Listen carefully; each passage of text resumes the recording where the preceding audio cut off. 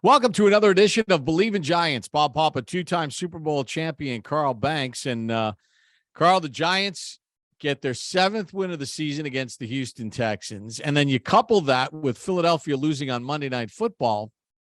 And voila, we got meaningful football down the stretch. The Giants are a game out in the NFC East. They have to play Philadelphia 2 times yet. They got to play Washington 2 more times. And the Cowboys on Thanksgiving. And, man, this is getting interesting, isn't it?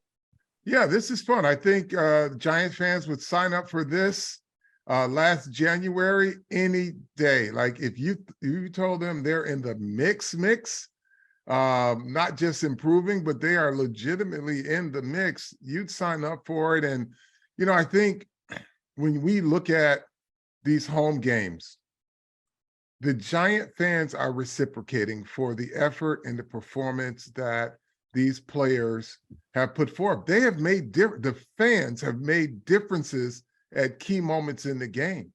Absolutely. Kudos, Giants fans, those that are at the game. You guys are doing a great job. I mean, look at the false starts we've seen, delay of game penalties, the plays coming in, quarterbacks trying to communicate at the line of scrimmage.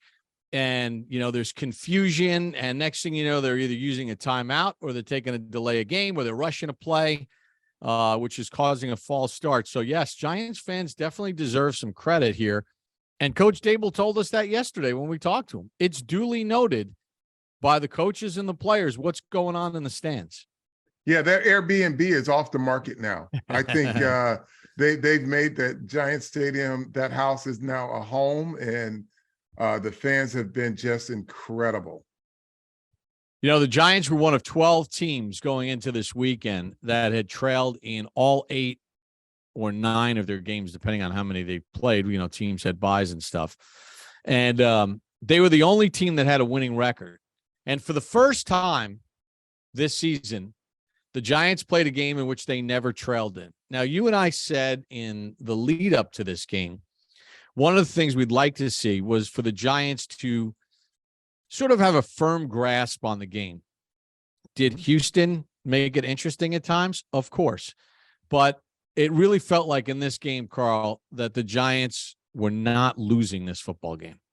No, it was just that they kept them around long enough that Houston would get a play here or there, right? And it would take a failure of large proportions for Houston to pull the game out. And that would have been embarrassing for the Giants. So listen, the Giants did what they were supposed to do. Another thing worth pointing out too, new coaching staff,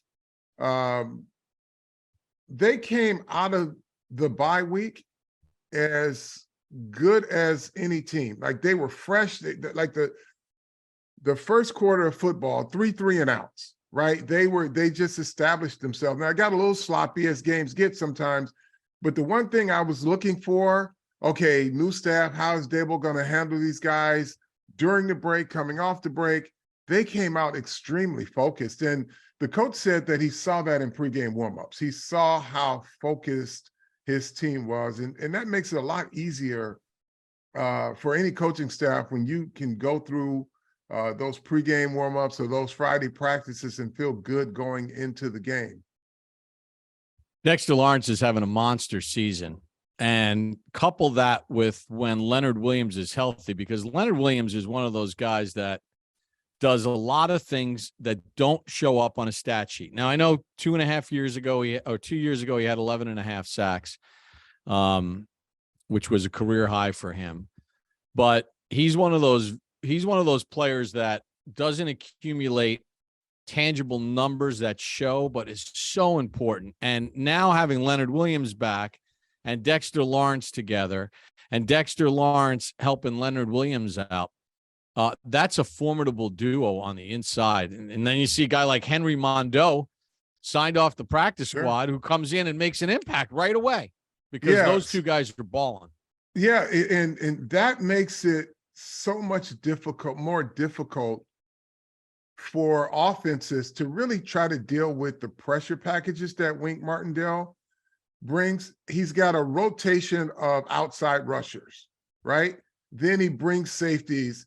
So if you're trying to add another guy to block a blitzer on the outside, and you got those two guys, Dexter Lawrence and Leonard Williams, who can win individually up in the middle, it makes it tough to block Wink's defense. And, as it relates to Dexter Lawrence, I'm now calling him a menace to society on the football field. With a smile. Yes, and he does a sexy dance too. So he's literally a menace to society when he's out there on the field because he just wreaks havoc. Leonard Williams, I don't think is 100% healthy. I think he's getting there. But watch his numbers start to go up this second half of the season too, because if you got to dedicate resources to Dexter Lawrence, you're basically setting yourself up for failure because Leonard Williams is that guy as well. So it's fun watching how this defense operates and the leverage points that they create just by having guys who can win individual matchups. The other thing, Carl, that I thought about is Rodarius Williams, he's been on injury reserve basically since training camp started, but he came off. So his 21-day window is ticking. Lemieux is already into his 21-day window. Mm-hmm. I'll put Rodarius Williams on the side because he's kind of an unknown quantity, right? Yeah. But if you start thinking about it, like they're 7-2 with the potential to be getting some quality players back soon. Azeez Ojulari's been dealing with this calf all year, but if they can get that right, and I think probably putting him on injured reserve was a smart move, so that he's not trying to push each week and let this thing calm down. And if they can, if that gets under control and you lob him into the mix, Shane Zimenez has played well. They get Pert back. They get Gates back. You start adding Lemieux back into the mix.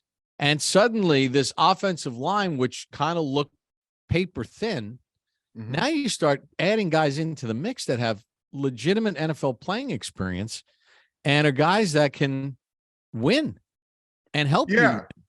Well, what it does also down the stretch, Bob, it gives you depth, quality depth, where we've seen in the past is not just with the Giants, and we're currently seeing it in the NFL.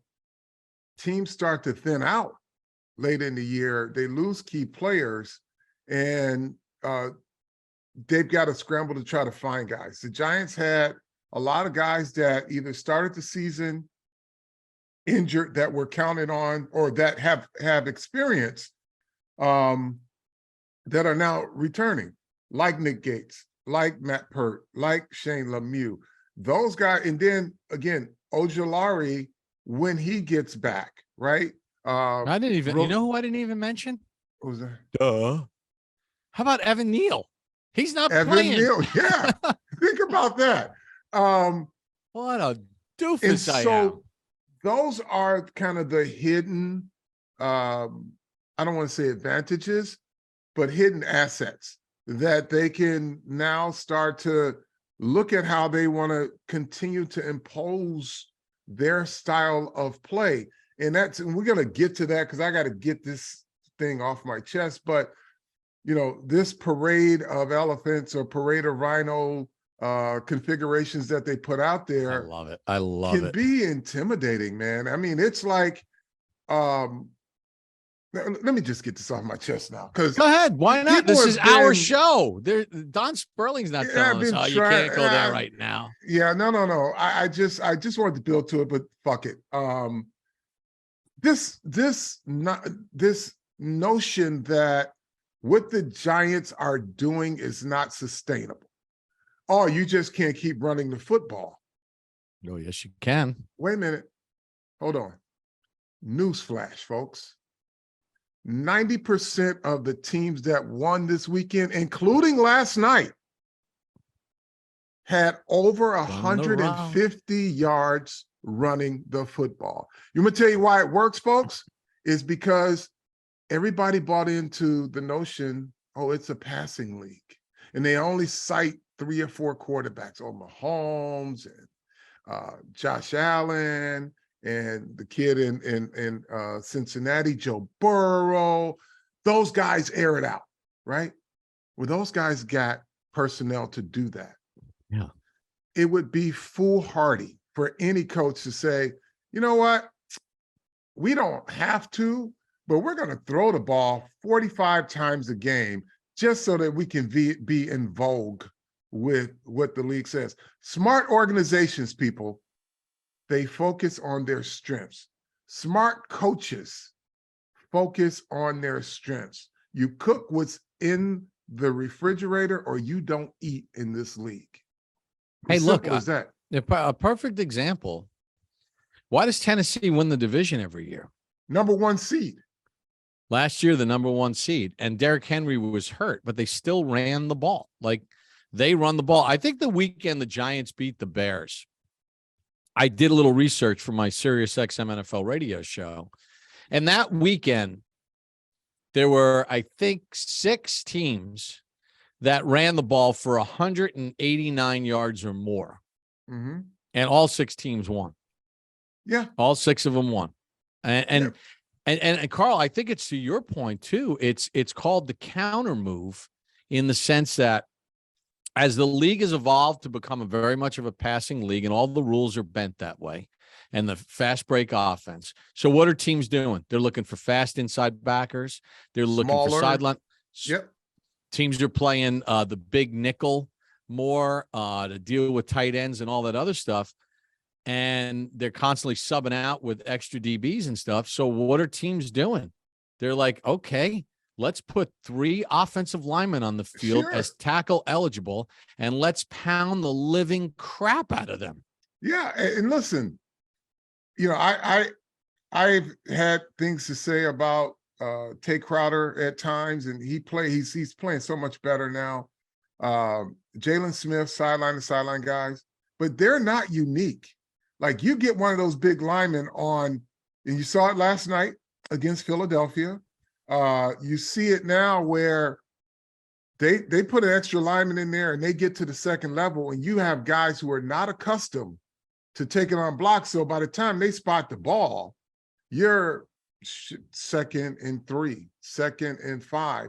And Dallas is no different either. Now, Micah Parsons is a real linebacker, but Leighton Vander Esch, you often see him. He's not a small guy, but he plays a certain style, right?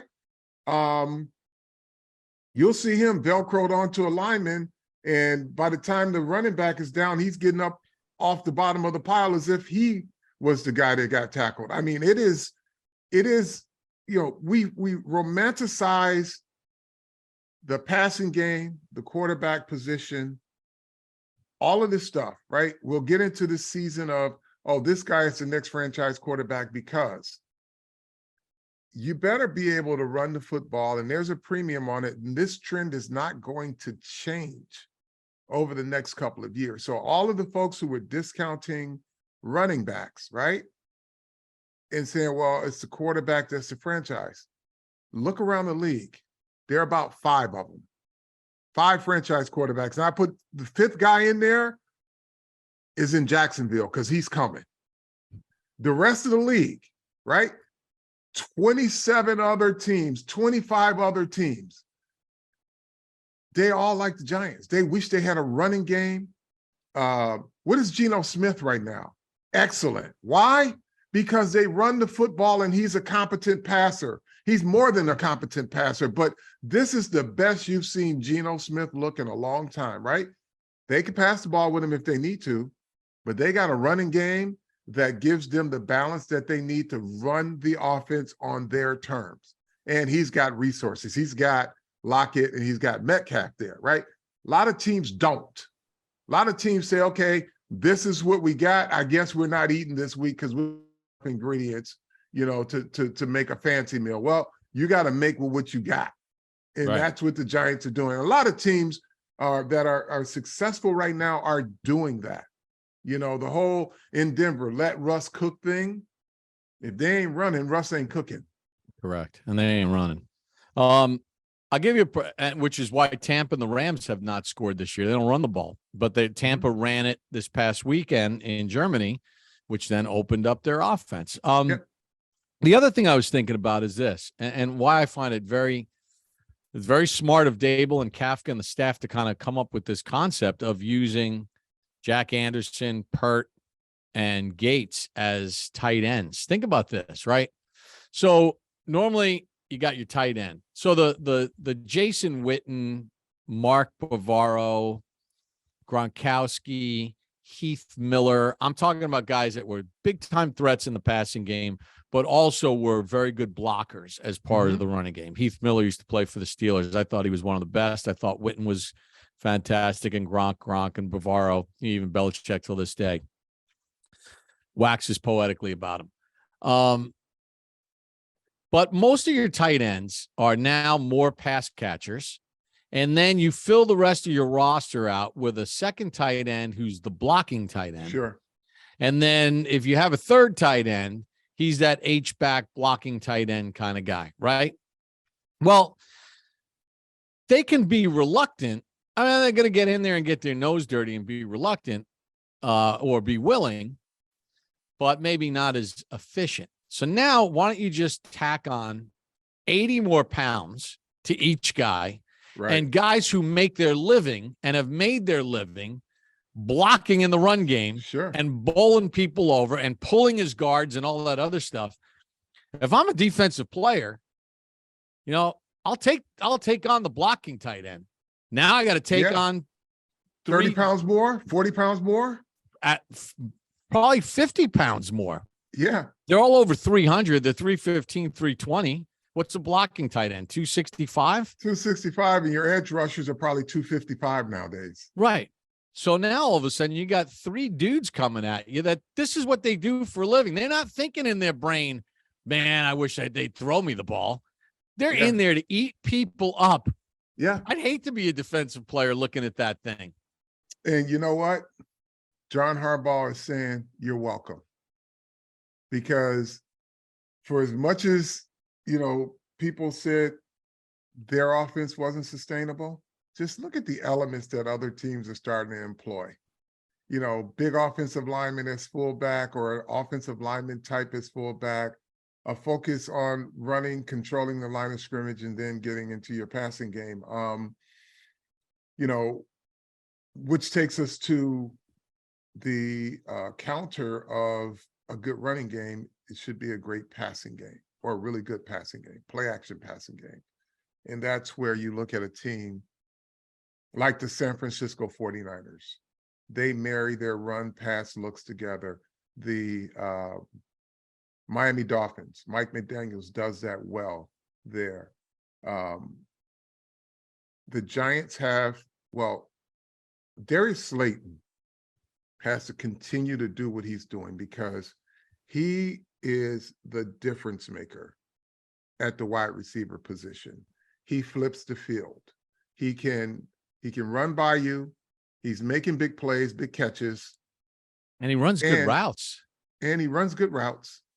And he draws pass interferences. So he can get you chunk yards just by being on the field, available, catching when they throw it to him, or drawing a pass interference. He drew another pass interference this past weekend.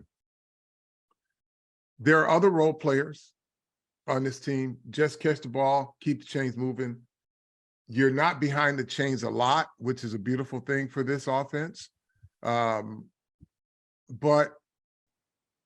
the guy who, again, listen, I've been super supportive. Can you hold that thought for a second? Yeah. I know where you're going, but hold that thought. Basketball's back. BetOnline remains your number one source for all your sports betting needs this season. See, that's what's called a tease in the broadcast business. There we go. You'll find the latest odds, team matchup info, player news, game trends. BetOnline, continued source for all sports wagering info. BetOnline features live betting, free contests, giveaways all season long. Always the fastest, easiest way to bet on all your favorite sports and events. NBA, NHL, NFL, MMA, tennis, boxing, golf. Head to betonline.ag to join. Receive 50% welcome bonus with your first deposit. Use the promo code BELIEVE. If you don't know how to spell it by now, you're missing something. BLEAV to get your free rewards. Bet online where the game starts. And in fact, if you go to the Believe website or something, I mean, they got the Tell a Friend t-shirts. We're not getting a taste of that at this point, which we got to talk to our bosses about. But anyway, yeah, that's another story. But let's get into you were heading toward number 19. That's where you were going here. Yeah. So listen, you know, I've been supportive of Kenny Galladay, and he's clearly going through some type of block in his head. Like, I get the criticism. Well, he can't run by anybody anymore. He never really could, but he could get vertical. But when they scheme you open on a crossing route and they put it on you, I mean, put it on you. I mean, that's a 20-yard pickup. Yeah, you got to catch it, right? And I get the fans' frustration and the boos, but I'm going to just say this. I don't think it's not helpful, you know, because he ain't trying to drop the ball. Right. He's not trying to drop the ball. He didn't forget how to catch, folks. And I'm going to say, I get it. I know why you're frustrated. But he's clearly got to work through some things. And I hope he does, because it's almost, and not almost, I feel bad for him. Like, I'm not trying to make him a sympathetic figure here, because it is a results-oriented business. But I think we are at a point now, folks, we got to be encouraging this guy, because at some point this season, they're going to need him. He's got, you know, and Carl, he's a professional athlete who was a Pro Bowler in 2019. He had 1,190 yards and 11 touchdowns. Last year in 14 games, only 37 catches, no touchdowns, whatever. I know he's getting paid, and he's getting paid a lot of money. But, folks, you do have to remember one thing. These are human beings. I mean, he's a 28-year-old person that you don't get to this level without having without pride and being competitive. You don't make it through that funnel of the kids that started playing Pee Wee football to get here. He's got 2 catches for 22 yards. It's got to be god-awful embarrassing. And that had to be so embarrassing the other day for him. Like, he cares. Yeah. He doesn't not care. He's not an asshole. You know, I could get it if he was a jerk. Like, he's a quiet guy. But he's not a confrontational guy. And I can tell you, there's a block somewhere, right? And as Giant fans, as supportive as you've been in this season, and as helpful as you've been in this season for these players, give him support. I'll say it again. It is a results-oriented business, and his job is to catch footballs, right? I said the same thing about Darius Slayton, if you guys recall. Yeah, there's a lot of similarities, because Slayton couldn't catch a cold during training camp. And he didn't forget how to catch. I said the same thing about Darius Slayton. You gotta support him. When everybody's saying, "Oh, they're gonna cut him, he's not gonna make the team," I said, he's going to get it together. And this is something I think, as Giant fans, you got to be supportive. Whatever you can get out of him, and I said it last week, give me your best self, Kenny Galladay. And I think you guys as fans can help him, right? I get the frustration.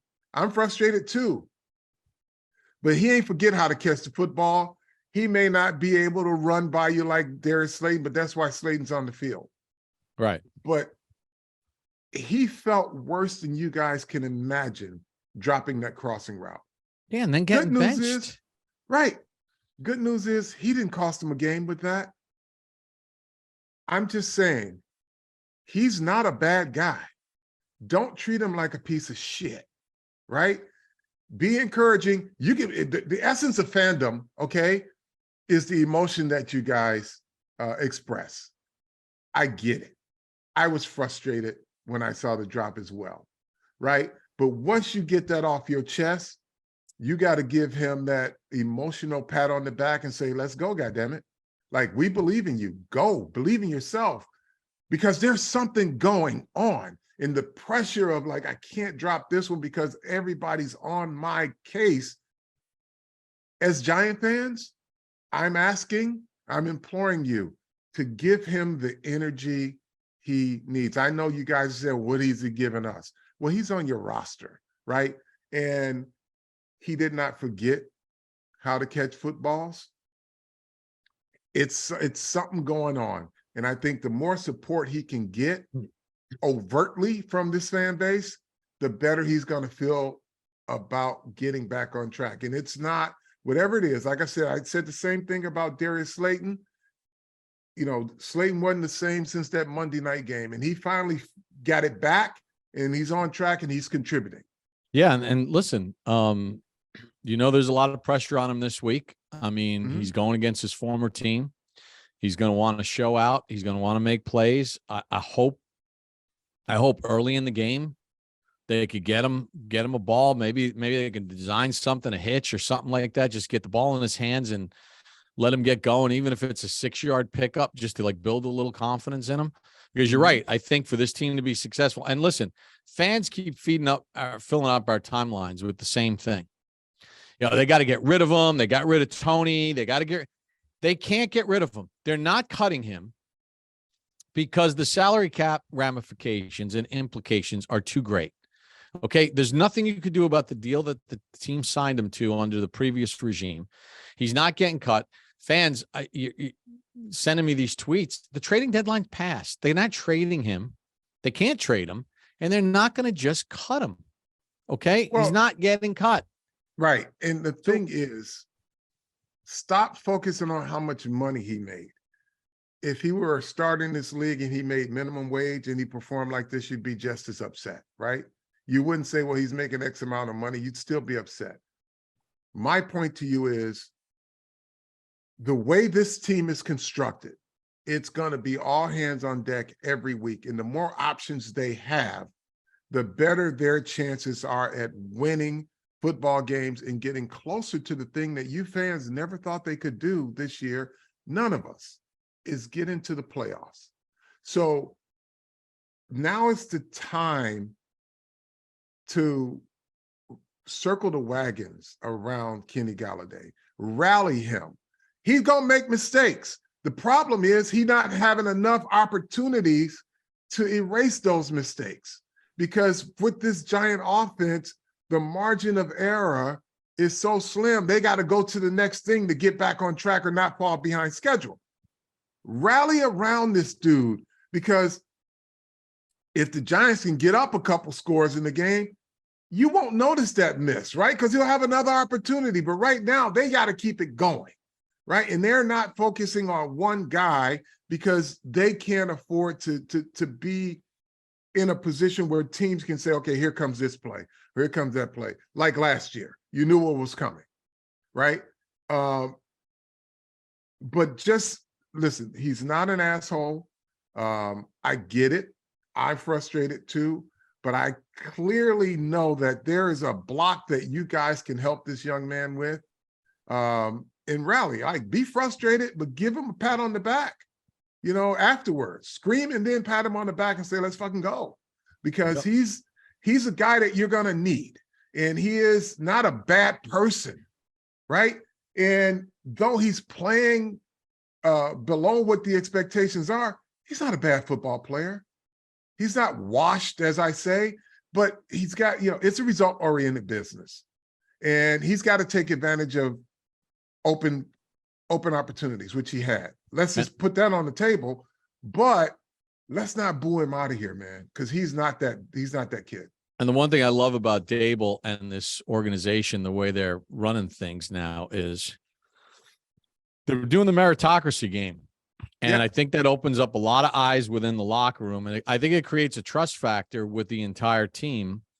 Dable has been very consistent about it with his coaching staff and with the media and with the players and everything else. It's like, hey, get opportunities. If you don't seize your opportunities, someone else is going to get an opportunity. If they take advantage of their opportunity, they're going to get more snaps, and you got to earn it. And we've seen guys lose snaps and then earn snaps back. Yep. Darius Slayton is the poster child for that in 2022 for the New York Giants. I mean, the poster child for it. So, yeah, I think it's going to be interesting. We'll get into a preview a little bit later in the week. We got another one that we're going to drop. Do you have anything else you want to get off your chest here? No, that's it. I just had to get that off my chest. And, folks, don't complain about how your team wins when you don't acknowledge how your team wins. They're winning the way they're supposed to win, not some Madden game where they air it out, as someone on my timeline said. They need to air it out more. Why? They can air it out more. Don't say that, Bob. Oh, and by the way, there was one Giant fan. She kept filling up my timeline during the game and then afterwards about where's the RPOs? Where's the every game is different. Every game, they have a different game plan. Seattle figured out the Daniel Jones naked boot. The Giants are now probing in other areas. You will see it again when it is appropriate and when there's a matchup that it makes sense. But if they can just pound the rock, stop. And teams legislate against certain things, but you want to know where the RPO was? The RPO was the Saquon Barkley 27-yard run. You'll see that on our building blocks on the Coach Dable show later on this week.